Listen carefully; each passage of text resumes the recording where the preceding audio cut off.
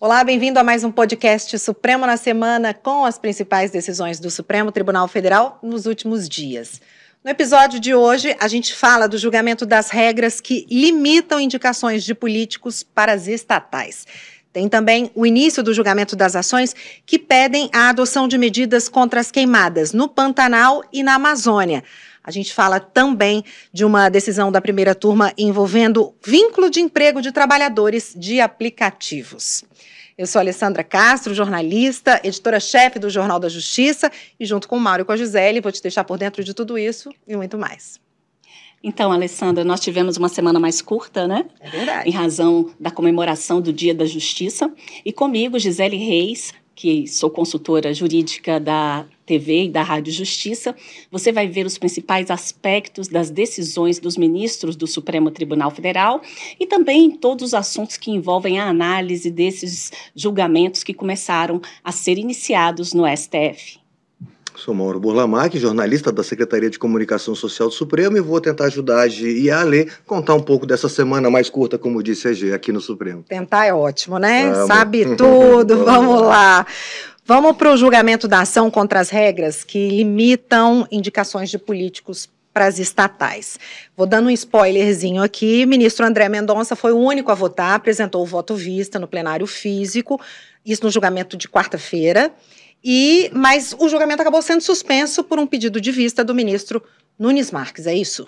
É isso. A ação é uma ação direta de inconstitucionalidade contra essa norma chamada Lei das Estatais, no trecho que ela proíbe indicação para o Conselho de Administração e para a Diretoria de Empresas Estatais pessoas que tiverem ocupado cargos públicos ou que tenham atuado nos 3 anos anteriores, chamamos de uma quarentena, né, de 36 meses, na estrutura decisória de partido político ou em campanha eleitoral. Ela foi questionada pelo PCdoB, essa lei aqui no Supremo. A liminar foi deferida pelo ministro Lewandowski já. Então, essa parte da norma, em princípio, suspensa por uma decisão liminar. Tá? O mérito começou, então, a ser julgado. O ministro Lewandowski manteve o seu entendimento da liminar, ou seja, votou contra essa norma, suspendendo, né, a validade dela, né, entende que, na verdade, ela fere direito das pessoas, ela está tirando pessoas que poderiam exercer, pessoas competentes que poderiam exercer cargos nessas estatais, ele entendeu que isso de uma forma, né, seria desproporcional, feriria direitos das pessoas, né, e aí vem agora, então, suspenso o julgamento por um pedido de vista do ministro André Mendonça, ele trouxe o voto vista agora. Ministro Nunes Marques, né? Pedido de vista. Não. Inicialmente. O julgamento retomado. Inicial. Retomado na quarta-feira agora com o voto vista do ministro André. E aí ele diverge do ministro Ricardo Lewandowski, entendendo que sim, que essa é uma opção do legislador escolher essa forma, né? Não desrespeita pessoas. A preocupação não é tirar pessoas a possibilidade de exercer cargos, mas valorizar a questão da governança, né? Tirar, na verdade, ele comenta uma coisa engraçada, né? Ele fala tirar das pessoas o risco de serem indicadas politicamente para cargos e depois passarem por situações até... achei interessante esse argumento do ministro André. Evitar um ambiente, né? Um ambiente propício para que ocorram situações que levem a uma má governança. Exatamente. E o interessante é que esta lei, né, é uma lei de 2016, então ela já está em vigor há quase 7 anos, e ela traz aí o regulamento, o estatuto jurídico das empresas estatais. E para quem está acompanhando a gente, empresas estatais são as sociedades de economia, as estatais são as empresas públicas e as sociedades de economia mista, exemplo da Caixa Econômica, Banco do Brasil, Petrobras. Os Correios, né? Então, quando essa legislação surgiu, a intenção do legislador foi exatamente evitar que políticos assumissem altos cargos de direção nessas estatais. E, com isso, tivesse aí uma forma de troca de interesses e que essas estatais pudessem ser conduzidas de uma maneira mais técnica. A ideia era realmente selecionar, né, pessoas com maior qualificação técnica para que pudessem assumir essas estatais, esses órgãos de direção. Então, quando ela veio com esse intuito.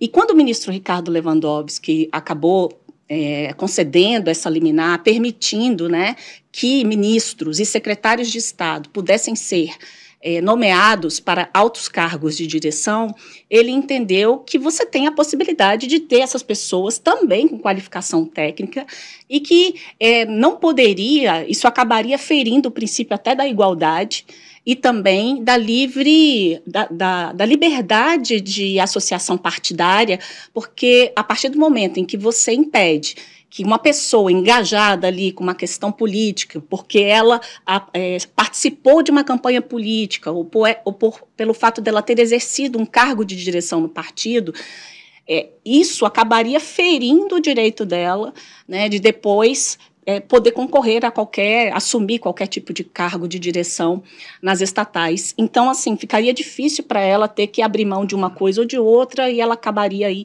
interferindo na própria liberdade dela de associação a partido político e tal.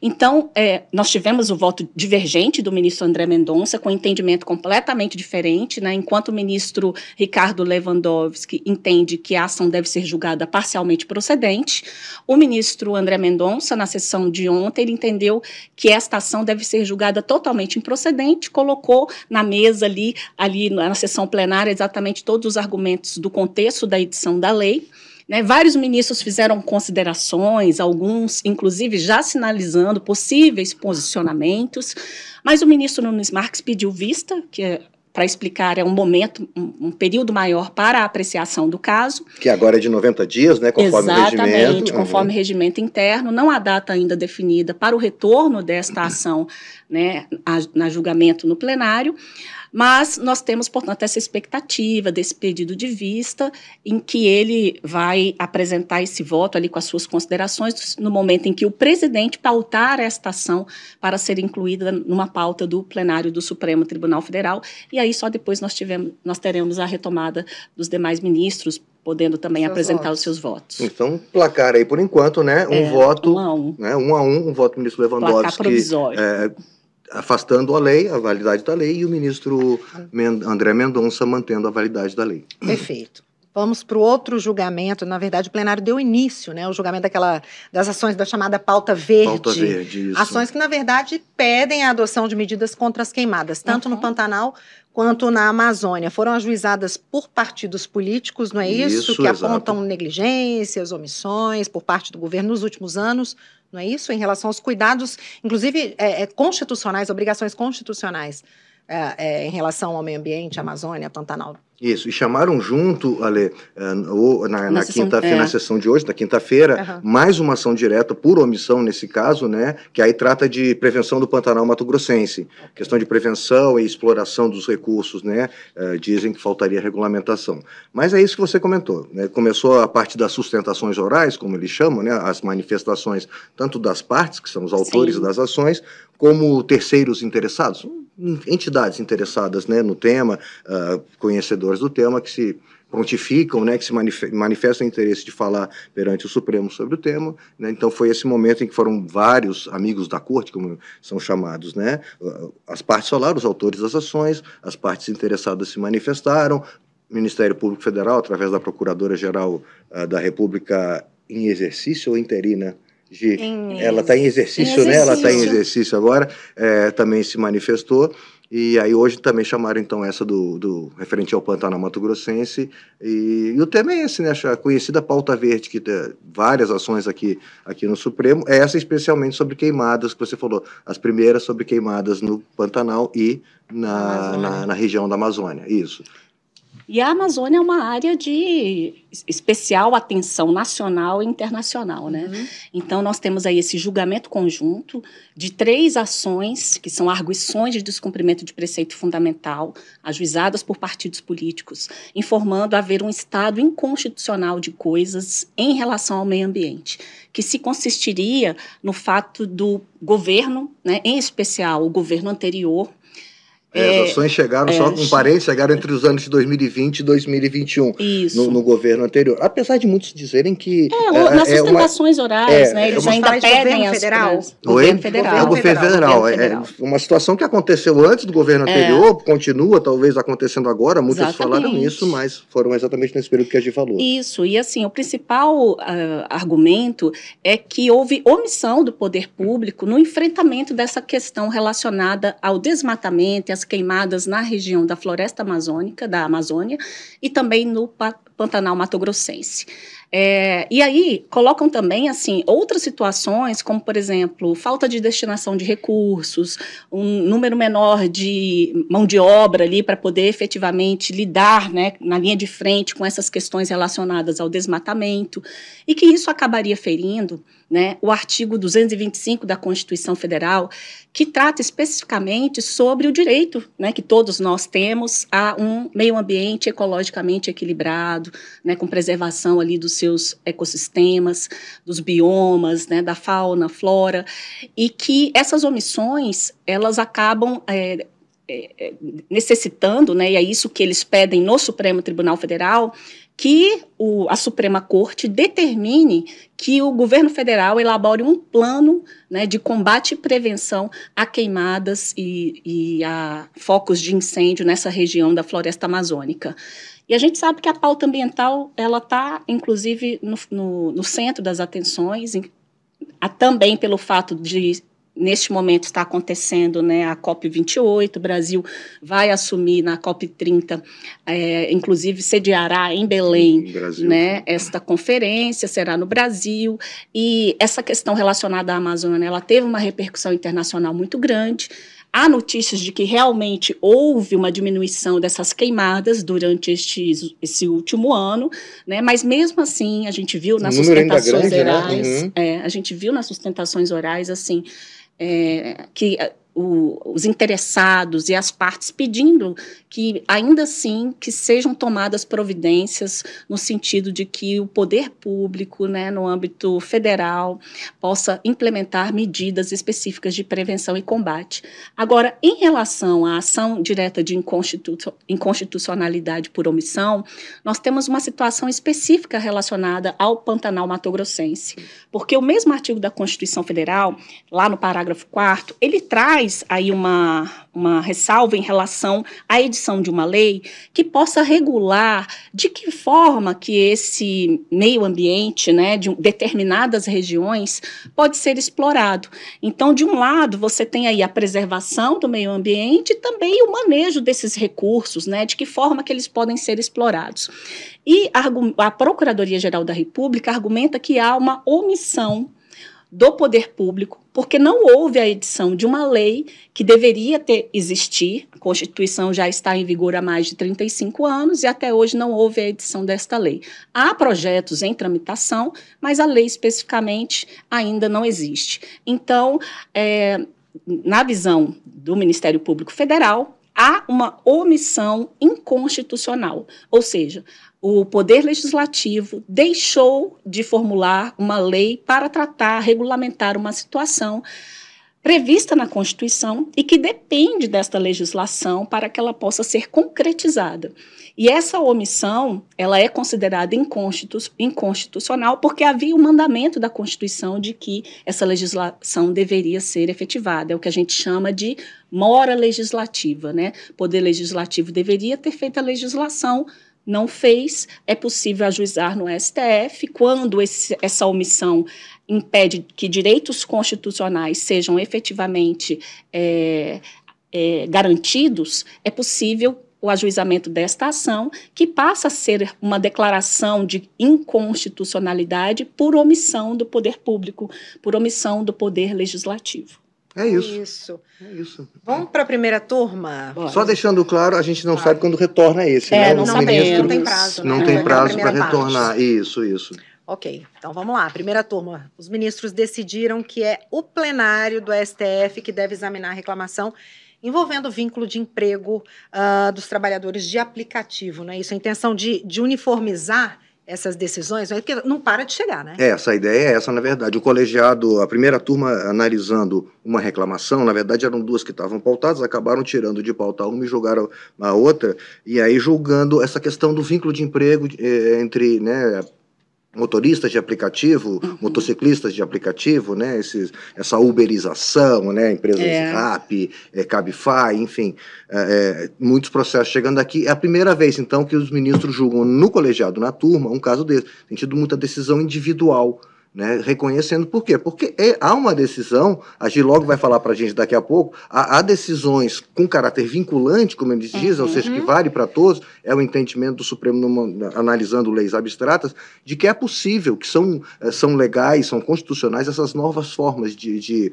relação de trabalho, não é mais aquela coisa convencional pura, que é a relação de emprego da CLT, assim como era carteira assinada, tudo, não. Hoje tem uma série de novas formas de relação de trabalho que os ministros entendem que não diz respeito à Constituição. E aí o que está acontecendo é isso, decisões na Justiça do Trabalho que reconhecem vínculo em situações que o Supremo já entendeu que não existe. É para isso que serve, inclusive, essa classe processual chamada reclamação, né? Garantir que o entendimento, que as decisões do Supremo sejam cumpridas. E, então tem chegado essa ele julgar. E aí, como você bem falou, a ideia é, estamos julgando individualmente, agora como primeira turma, né, um colegiado menor, julgamos mais uma ação. Vamos levar isso para o plenário para que a gente tenha uma decisão de toda a corte, de todos os ministros, ouvindo todos, e é que possamos passar a aplicar nas turmas individualmente, ou seja, todas as reclamações que chegarem aqui sobre esse tema, a gente ter um entendimento comum, né? Aplicando em todos os casos. A famosa segurança jurídica, que é tão importante, né, gente? E também evitar esse congestionamento de reclamações. Né, eu vejo que, assim, determinadas decisões, assim, em especial no âmbito da Justiça do Trabalho, a gente vê que o Supremo Tribunal Federal decide com caráter vinculante, mas, em seguida, uma enxurrada de reclamações acaba chegando aqui, no sentido de demonstrar que apontam, né, que haveria descumprimento por parte da Justiça Trabalhista de decisões proferidas pelo plenário do Supremo Tribunal Federal. E o pano de fundo que se tem aqui foi em relação a uma ação, né, que foi julgada pelo Supremo Tribunal Federal, que é a ação declaratória de constitucionalidade, salvo engano é a de número 54, não, a ADC 48 e também a DPF 324. Isso. Né? E ainda teve um recurso extraordinário, 958-252. Perfeito, isso aí. Bater os números. Exatamente. Então, no julgamento desses casos, o Supremo Tribunal Federal decidiu que existem outras formas, com a evolução, né, da tecnologia aliada ao direito, muita coisa tem mudado. Né? A gente tem o processo eletrônico, a gente tem tanta coisa, e no ambiente das relações trabalhistas também nós temos muitas mudanças, né, ligadas à tecnologia, e que aquela forma específica de trabalho, né, prevista na CLT desde a sua edição, ela já admite mudanças, né? Ela admite que haja outros tipos de vínculo que permitem esta prestação de trabalho. Então, nem toda relação envolvendo uma pessoa que vai prestar um serviço e a outra que recebe, ou alguém que faz essa intermediação, ela estará pautada na consolidação das leis do trabalho. É possível, portanto, aqui, de acordo com o que o Supremo Tribunal Federal decidiu na época, né, no julgamento conjunto desses processos, a questão da terceirização na atividade, seja a atividade meio ou a atividade fim, ou seja, qualquer etapa, né, da produção ali da atividade pode ser terceirizada, mas isso foi analisado num caso específico ali, envolvendo uma situação específica e acabou gerando entendimentos diferentes na Justiça do Trabalho em relação a essa questão que envolve aplicativos intermediadores de serviços, né, como os aplicativos de motorista e os aplicativos de entregas de comida. E aí, neste caso, houve o reconhecimento na Justiça do Trabalho do vínculo de emprego do motorista e do entregador com a empresa, com o aplicativo, que é a empresa que intermedia. Então, neste caso, o que o Supremo entendeu, inclusive em um dos casos houve julgamento, né, entendendo que há um descumprimento da decisão do STF, sim, porque o Supremo já decidiu que é possível que outras formas de relação de trabalho sejam estabelecidas.